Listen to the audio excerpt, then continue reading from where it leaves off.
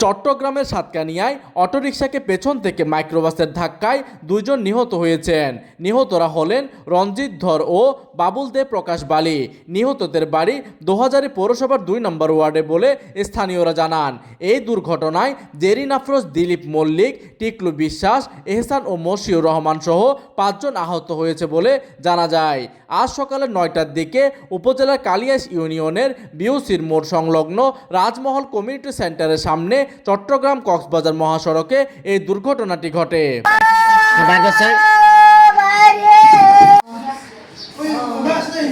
ঘটনাস্থলে গেলে জানা যায়, রাজমহল কমিউনিটি সেন্টারের সামনে রঞ্জিত দর ও বাবুল দে সহ আরও 2 ব্যক্তি দোহাজারির দিকে যাওয়ার জন্য গাড়ির অপেক্ষা করছিলেন।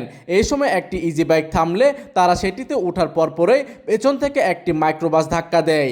এতে গাড়ি দুটি মহাসড়ক থেকে ছিটকে পড়ে এবং উভয় গাড়ির যাত্রীরাও আহত হন। পরে স্থানীয়রা তাদের দোহাজারি 31 শয্যা বিশিষ্ট হাসপাতালে নিয়ে গেলে সেখানে কর্তব্যরত চিকিৎসক তাদের চট্টগ্রাম মেডিকেল কলেজ হাসপাতালে পাঠিয়ে দেন। সেখানে চিকিৎসক রঞ্জিত দর ও বাবুলকে দেখে মৃত ঘোষণা করেন। এদিকে দোহাজারী হাইওয়ে থানার ভারপ্রাপ্ত কর্মকর্তা ওসি মোহাম্মদ সালাউদ্দিন চৌধুরী গণমাধ্যমকে বলেন, দুর্ঘটনা কবলিত গাড়ি দুটি জব্দ করা হয়েছে। এই বিষয়ে পরবর্তী আইনি ব্যবস্থা প্রক্রিয়াধীন বলে তিনি গণমাধ্যমকে বিষয়টি অবগত করেন।